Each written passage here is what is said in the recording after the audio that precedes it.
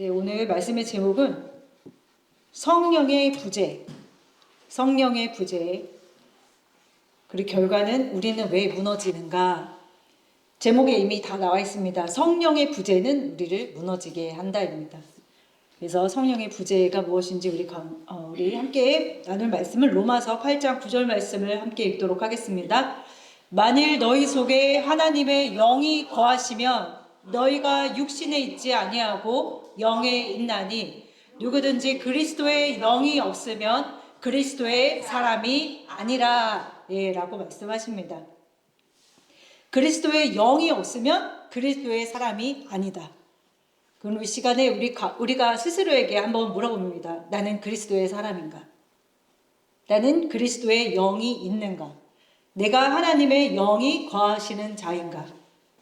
이 대답에 그렇다라고 이렇게 딱 얘기할 수 있는 분도 계시는 반면에 나는 정말 하나님의 영이 내 안에 계시는가? 라고 의문을 가질 수도 있겠습니다.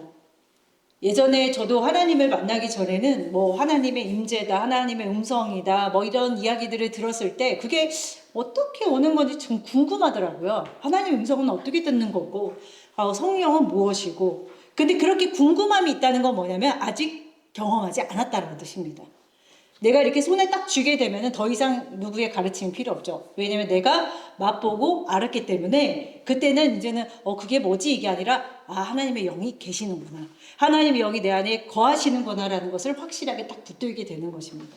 근데 오늘 말씀에 아주 강력하게 누구든지 하나님의 그리스도의 영이 없으면 그리스도의 사람이 아니라고 이야기를 하고 계신 것입니다. 성령이 우리 안에 있으면 그냥 우리가 더 뜨거운 신앙인이 되고 또 성령이 없으면 좀 냉랭한 신앙생활을 하게 된다라는 정도가 아니라 바울이 지금 말하고 있는 바는 하나님의 영이 반드시 있어야지만이 우리가 그리스도인으로서 살아갈 수 있다라는 것을 이야기하고 계시다라는 것입니다. 그래서 요즘에 우리가 계속 이제 목사님들도 그렇고 계속 모든 말씀을 창세기와 연결해서 이야기하고 계시는데, 왜냐면 창세기가 모든 말씀을 이야기하고 있는 전체 그림과 설계도와 같기 때문에 자꾸 이제 창세기로 돌아가는 것입니다. 그 창세기 1장 2절에 보면요, 땅이 혼돈하고 공허하며 흑암이 깊음 위에 있고 하나님의 영은 수면 위에 운행하고 있다라고 했습니다. 이것은 바로 우리들의 상태를 이야기하는 것인데, 혼돈, 공허, 흑암, 깊음, 이것이 어떤 상태일까요? 바로 영이 없는 상태입니다. 방금 읽은 말씀처럼 그리스도의 영이 없으면 너희가 그리스도의 사람이 아니다 했는데, 우리가 땅이 혼돈하고 공허하고 깊음과 혼란 속에 있을 때의 그 상태는 뭐냐면 그리스도의 영이 없는 상태를 이야기하는 것입니다. 바로 성령이 임하기 전의 상태인 것이죠. 혼돈과 공허와 흑암과 깊음. 하지만 여기서 중요한 것은 그 위를 누가 운행하시냐면 하나님의 영이 운행하고 계시다라는 것입니다. 그래서 이 창세기의 말씀은 항상 말씀을 드리지만 우주 창조 이전에 그 안의 본질은 한 인간 안에서 일어나는 영적 창조의 모습을 보여주고 있다라는 것입니다. 그러면 성령이 오기 전에 우리가 영이 없는 상태에 혼돈이라고 말했는데, 혼돈은 무엇을 뜻하냐면 토후라고 해서 질서가 없고 기준이 없고 옳고 그름, 그러니까 분별이 없는 상태를 혼돈이라고 이야기하고 있습니다. 그럼 공허는 무엇이냐? 채워지지 않는 상태. 뭐가 있어서 채워지는 게 아니라 아무리 채워도 만족함이 없는 상태를 이야기합니다. 이거는 잠언서에도 이런 말씀이 나옵니다. 제가 몇 절인지 기억이 안 나는데 다고 하느니라 라는 말씀이 딱 떠오르는데, 그 거미를 이야기한 것 같아요. 다고. 아무튼 그 말씀이 있습니다. 다고 하느니라. 그러니까 채워지지 않는 거예요. 찾으시려는 것 같아요. 거미 다고로 찾아보세요. 그럼 네, 한번 해보세요. 다고. 안 돼요? 그럼 그냥 넘어가겠습니다. 잠언서에 그 말씀이 있어요. 잠언서에 보면은 이제 다고 하느니라, 만족함이 없는 상태를 그렇게 이제 표현한 말씀이 있는데, 아마 그게 최신 번역으로 되면서 아마 다고라고 안 나오나 봐요. 제 옛날 성경 기억하고 있는 거라서 나중에 찾으면 말씀드리겠습니다. 우리가 지금 현재 우리 삶의 상태가 그렇잖아요. 특히 우리 이제 젊은 세대들도 그렇고 뭔가 되게 풍요롭고 뭔가 되게 만족할 것 같은데 그 안이 채워지지 않으니까 우울증과 막 여러 정신적인 병들과 아무리 채워도 만족이 없어서 우리나라가 또 자살률이 굉장히 높고 이렇잖아요. 이런 공허의 상태에 이제 놓여 있는 것들을 찾으셨네요. 네, 다 오네요. 다고. 그리고 거미가 아니라 거머리네요. 네, 그래도 두 글자 맞았습니다. 거자랑 다자. 예, 거머리에게 두 딸이 있는데 다오다오 한다는 거예요. 그러니까 족한 줄을 알지 못하고 족하다 하지 아니하는 것이 있는데 그건 뭐냐면 스올이라는 겁니다. 스올, 즉 지옥의 상태. 우리가 아무리 풍요로워 보이고 겉으로는 다 가진 것 같은데 그 만족함이 없고 채워지지 않는 상태를 잠언서에서는 지옥으로 비유하고 있다는 겁니다. 우리가 어떤 죽어서 사후세계의 지옥에 가는 것이 아니라 내가 이 상태에 있다면 나는 지금 지옥에 살고 있는 거예요. 지금 우리 세대가 또 그렇고 또 우리 모두가 또 이런 상태일 수 있다는 것입니다. 와, 이걸 어떻게 찾으셨지? 신기한데요? 어떻게 찾으셨어요? 네, 흑암이 있습니다. 이제 지금 혼돈과 공허를 받을 때 흑암, 빛이 없는 상태, 그죠? 하나님을 알지 못하는 상태고 흑암 가운데 있기 때문에 분별이 안 되는 상태, 앞을 보지 못하는 그런 상태를 이야기하는 것이죠. 기품은 무엇입니까? 빠져나올 수 없는 상태. 죄와 사망의 깊이 가운데 빠져서 자기 힘으로는 도저히 빠져나올 수 없는 깊음 가운데 있는 것을 또한 기품으로 표현하고 있습니다.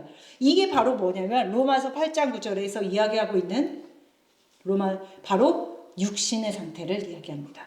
만일 너희 속에 하나님의 영이 거하시면, 그럼 반대로 얘기하면 만일 너희 속에 하나님의 영이 거하시지 않으면 바로 흑암과 깊음과 혼돈 이 상태에 있다는 것을 이야기하고 있는 것이죠.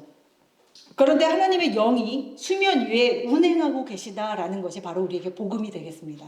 우리는 그렇게 흑암과 깊음 가운데 있는 자이지만은 하나님의 영이 수면 위를 운행하고 계시기 때문에 우리가 살 수 있는 거예요. 그게 뭐냐면 운행하다라는 것이 품다, 덮다, 그리고 생명을 잉태한다. 그래서 기억하시는 분은 기억하시겠지만 독수리가 날개를 쫙 펴서 그 알을 품는 그림이 바로 운행하시다라는 뜻을 갖고 있습니다. 그렇게 하나님께서는 우리를, 그런 상태에 있는 우리를 그냥 두시는 것이 아니라 그 위를 쫙 보호하고 계시다라는 것이죠. 그게 바로 복음인 것입니다. 하나님의 영이 덮고 있다. 우리가 무엇을 준비해서가 아니라, 이게 왜 복음이 되고 기쁜 소식이 되냐면 우리가 무언가 잘해서, 뭔가 빛이 임하고 뭔가 잘해서 하나님의 영이 임하신 게 아니라 흑암과 공허와 깊음 가운데 있는데 하나님이 그 위를 운행하고 계신다라는 것이, 그래서 복음이 되는 거예요. 그래서 기쁨이 되는 것입니다. 우리가 무엇을 잘해서 그렇게 된다면 그것은 더 이상 복음이 아닌 것이죠. 우리가 준비된 상태에서 오시는 게 아니라 이미 그 상태에 있는데 성령께서 우리 가운데 계시다라는 것이죠. 그래서 창세기 1장 3절에 빛이 있으라 라고 이야기하십니다. 이거는 인간의 결심으로 되는 것이 아니라 하나님의 말씀이 하시는 거예요. 빛이 있으라라고 이야기하신 거예요. 그 얼마나 기쁩니까 진짜.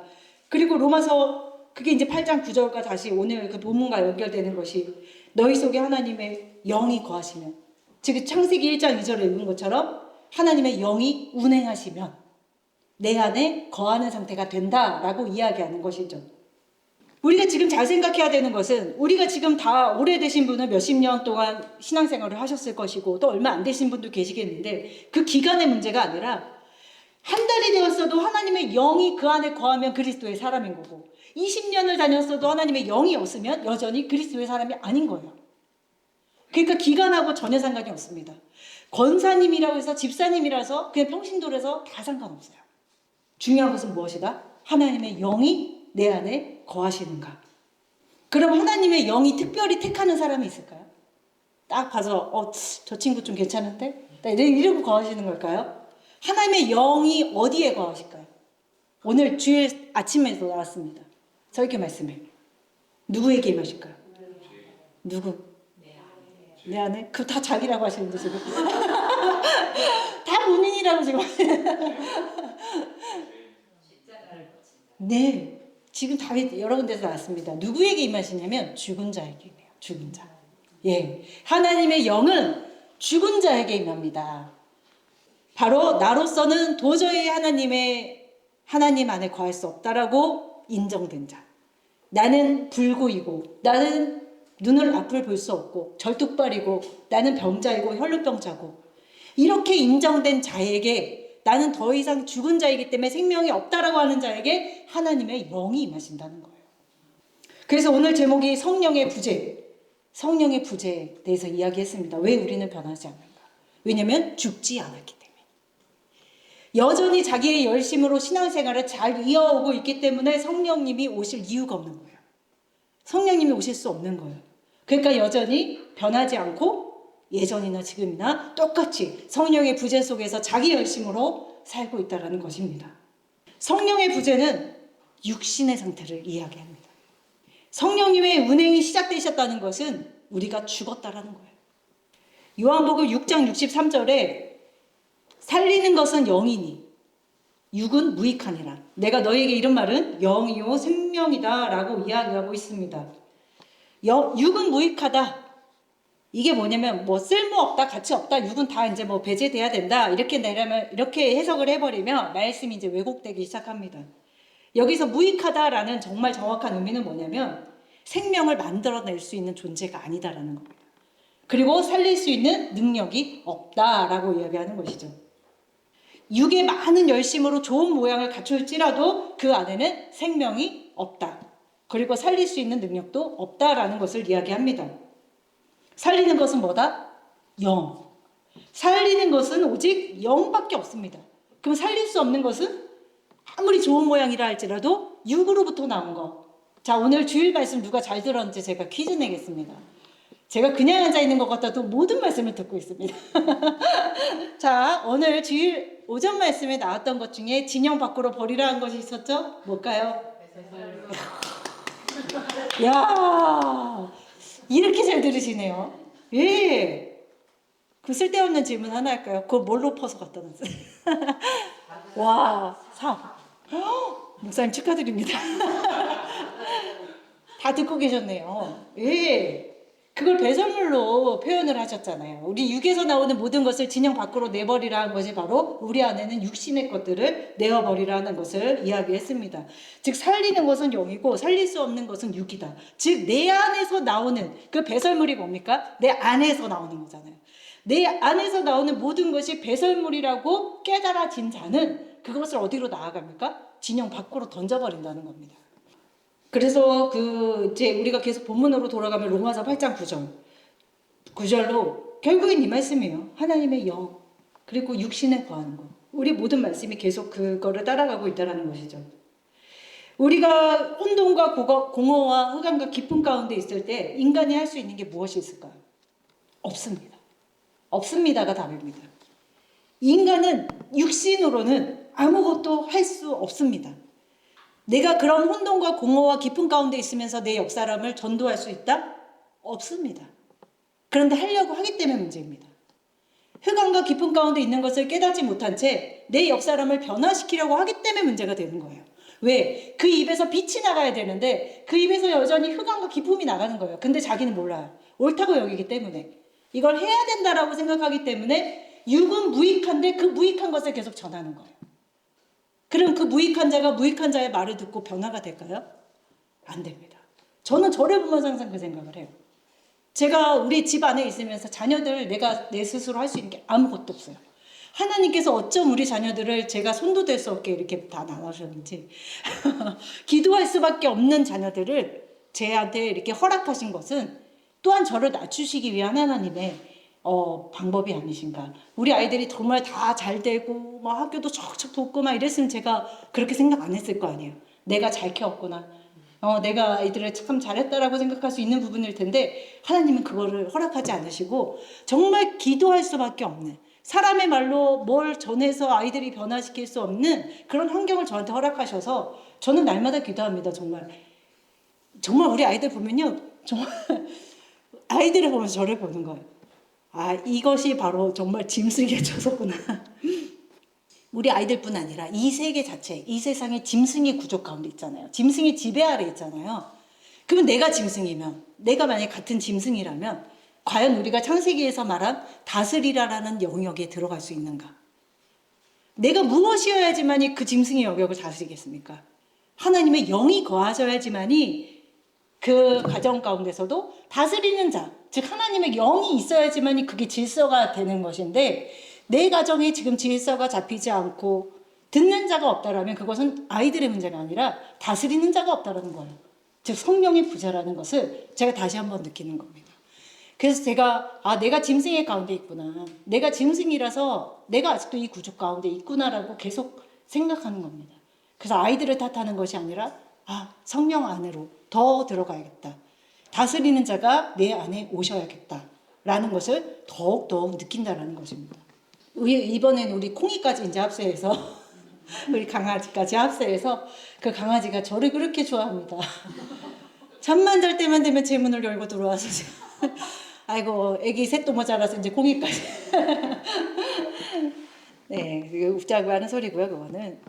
네, 아무튼 우리가 이렇게 모든 정말 낮아질 수밖에 없는 가운데 저를 두신 것이 하나님의 은혜입니다. 은혜. 우리 요한복음 아까 6장 63절에 살리는 것은 영이고 육은 무익하다라고 했는데, 이것이 그냥 단순한 교리를 이야기하는 것이 아니라 노력으로 사는 것도 아니고요, 깨달아서 사는 것도 아니고 결심으로 되는 것도 아닙니다. 정답은 하나입니다. 뭐냐? 영이 계셔야 돼요. 영. 그 진리의 영이 우리 가운데 계셔야지만이 그 진리 가운데로 살아갈 수 있는 거고, 그 말씀 있죠. 우리가 영과 진리로 예배한다라는 말씀이 있습니다. 영과 진리를 가진 자가 예배를 하는 거예요. 육으로든 하나님 앞에 나올 수는 있으나 진정한 예배 가운데로 들어갈 수 없는 것이죠. 그러면 어려울 게 없어요. 그럼 하나님의 영을 받는 게 이렇게 어려우면 누가 하나님의 영을 받나? 근데 하나님의 어려운 것을 이야기하지 않았습니다. 무엇하면 된다? 죽으면 돼요. 하나님의 말씀 안에서 내가 할 수 없다는 것을 인정하고 하나님 앞에 엎드리시면 돼요. 그래서 내가 예배할 수 있도록, 내가 하나님의 영으로 살아갈 수 있기를 원한다는 고백을 하시면 되는 거예요. 그럴 때에 주검 위에 무엇이 임한다? 독수리가 임한다고 되어 있습니다. 그 말씀은 여러 가지로 풀더라고요. 그 주검 위에 독수리가 임하는 말씀을 여러 가지로 푸는데, 사실 저는 그 말씀이 죽음 위에 그 성령의 능력, 성령이 임하는 걸로 저는 깨달아지거든요. 근데 모르겠습니다. 또 다른 많은 말씀의 풀이가 있기 때문에 지금 맥락을 잡으시면 되겠습니다. 그래서 육으로는 우리가 아무리 애써도, 아무리 좋은 모양을 가져도 살아날 수가 없고, 영이 임할 때에만 그 가운데 생명이 시작된다라는 것을 다시 한번 말씀을 드립니다.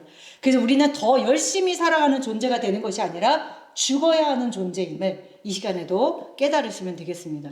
그래서 에스겔서 36장 27절에, 이건 저번 주에도 말씀하셨던 겁니다. 36장 27절에 또 내 영을 너희 속에 두어서 너희로 내 율례를 행하게 하리니 너희가 내 규례를 지켜 행할지니라. 아멘. 지키고 율례를 행하는 게 먼저가 아니라 내 영이 너희 가운데 임하는 것이 먼저예요. 그럼 우리가 지키지 말라 해도 그 율례와 규례를 행하게 된다는 것이죠. 그래서 하나님의 영이 우리 가운데 임하시면 내가 결심해서 행하거나 노력해서 순종하는 것이, 그 무거운 짐이 되었던 것이 하나님의 영이 임하시면, 누가 아니면 하나님의 영이 하신다는 겁니다. 행동이 바뀌는 게 아니고요, 그 근원이 바뀌는 거예요. 어디다가 말뚝을 박았는가. 말뚝도 나왔죠, 오늘 주일 설교 말씀에. 어디다가 내가 말뚝, 그 근원을 두고 있는가. 그래서 오늘 그 성령의 부재가 왜 우리를 서지 못하게 하냐면, 육신으로는요, 알면서도 못하고요, 결심해도 무너집니다. 육신은 그래요. 그리고 반복되는 얽매이기 쉬운 죄 가운데 계속 결심했다가 넘어지고 결심했다 넘어지고 이렇게 됩니다. 그럴 수밖에 없어요. 그게 인간이고요. 그것이 왜냐면 내 안에서 나오는 힘이기 때문에 그렇습니다. 내 안에 힘이 아직 남아있기 때문에 일어났다가 또 엎어졌다가 다시 일어나고 이렇게 하는 건데, 일어날 수 없는 그때가 되면, 죽음이 되면, 죽음 가운데 임하면 그때 누굴 구한다? 성령님을 구하게 돼 있다는 것입니다. 그러니까 우리가 아직은 다 살만한 거예요. 아직은. 그죠? 아직은 다 살만한 거예요. 저부터도. 그래서 내가 더 잘해야지. 이번에는 제대로 한번 살아보자. 이번 연도 벌써 5월달이 지나갑니다. 많은 결심들을 하셨을 겁니다. 그런데 하나님은 뭐라고 말씀하시냐면, 내가 내 영을 너희에게 주겠다. 라고 이렇게 얘기하시는데도 구하는 사람이 없는 거예요. 그죠? 그 아들에게 구하는 자에게 하나님이 더 좋은 곳으로 주시지 않겠느냐라는 말씀 있잖아요. 선물을 주시겠다. 그런데 선물을 구하는 자가 없어요. 그 선물을 필요로 하는 자가 없는 거예요. 근데 저는 정말 이제는 그 선물 너무너무 받고 싶습니다. 왜냐면 나로서 살아가는 게 한계, 우리가 다 한계에 도달해야 돼요. 나로서 살아갈 수 없다라는 것을 매일매일 실감하시면서 매일매일 성령을 구하셔야 되는 거예요. 구하실 거예요? 구하셔야 돼요. 성령님 없이 어떻게 살아가시는 거예요, 도대체? 한시도 살아갈 수 없습니다. 그래서 이제 제가 말씀을 마무리하면서 이제 하려고 하는데, 신앙이라는 것은 내 말뚝을 박으면은 다 잘못돼요. 오늘 그 천막을 세울 때 가장 먼저 하는 일이 말뚝을 박는 거잖아요. 그렇죠? 그걸 고정하기 위해서, 그것을 세우기 위해서 말뚝을 박는 것인데, 그거 하나를 잘못 세우면은 전부 다 잘못되는 거예요. 오직 우리의 신앙의 기초는 하나님의 영 위에 그리스도라는 십자가를 단단히 받고 그 위에 세워야지만이 진정한 신앙이 되는 거예요. 그거 아니면 다 소용없습니다. 궁궐을 세우셔도 소용없어요. 그래서 우리가 저 말씀 사도행전 2장 38절에 베드로가 이르되 너희가 회개하여 각각 예수 그리스도의 이름으로 세례를 받고 죄 사함을 받으라 그리하면 성령의 선물을 받으리니. 네, 37절 잠깐만 보여주세요. 37절. 네, 보면 그들이 이 말을 듣고, 즉 이제 설교 말씀을 듣고 마음에 찔림이 온 거예요. 그래서 베드로와 다른 사도들에게 우리가 어떻게 하면 되겠느냐, 이런 물음이 우리 가운데 있어야 되는 거야. 그러면 나는 어떻게 해야 됩니까? 이게 막 마음에 찔림이 돼서 말씀이 왔을 때 내가 막 마음에 그 물음을 받으셔야 되는 거예요. 그래서 내가 어찌할 거라는 탄식이 내 가운데서 터져 나와야 돼요. 그럼 베드로가 이렇게 이야기하는 거예요. 너희가 회개하라. 무엇을 회개하실 거예요? 내가 하나님의 영 없이 살아가는 그 존재 자체를 회개하는 거예요. 하나님의 영이 없이는 살아갈 수 없다라는 것을 하나님 앞에 고백하는 것이 회개예요. 돌이키는 거예요. 그러면 예수 그리스도의 이름으로 세례를 받는다. 세례가 무엇입니까? 죽음이잖아요. 그리스도의 이름으로 죽음에 거하고 죄의 사함을 받게 되는 거예요. 그래, 너 인정했구나. 이제 너로서 살 수 없다는 거 인정했구나. 그리하면 무엇을 받는다? 성령을 선물로 받는다라고 되어 있습니다. 지금 5월의 가정의 달 많은 선물이 오가고 현금이 오가죠. 제일 받고 싶은 선물은 바로 성령의 선물인 거예요.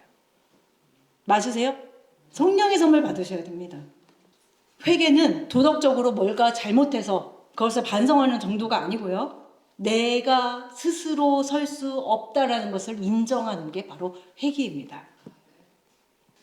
성령은 내가 애써서 얻는 것이 아니고요. 내 힘이 끝난 그 자리에서 주어집니다.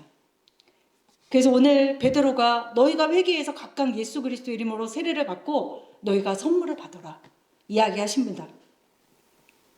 그래서 이번 이 정말 가정의 달을 맞이해서 특별히 정말 선물 받기 원하셨으면 좋겠습니다. 내가 어찌할 거라는 그 고백이, 그 탄식이 우리 가운데 계셔서 사람한테 무엇을 원하지 마시고 사람으로부터 나오는 그 선물을 바라지 마시고 정말 성령이 주시는 그 영을 받기를 정말 소원하기를 원합니다. 제가 그렇습니다. 그래서 고린도전서 3장 16절에도 너희는 너희가 하나님의 성전인 것과 하나님의 성령이 너희 속에 거하는 것을 알지 못하느냐라고 이야기하시고 요한복음 14장 17절에는 그는 진리의 영이라 세상은 능히 그를 받지 못합니다. 왜? 세상으로 가득 차 있기 때문에 부족한 것이 없습니다. 이는 그를 보지도 못하고 알지도 못함이라. 그러나 너희는 그를 안다. 그는 너희와 함께 거하고 또 너희 속에 계시겠다라고 약속하고 계십니다. 하나님이 우리의 하나님이 되려는 이유가 뭐라고 했죠? 하나님이 우리 가운데 성전을 두시는 이유가 뭡니까? 단 하나. 나는 너희의 하나님이 되고.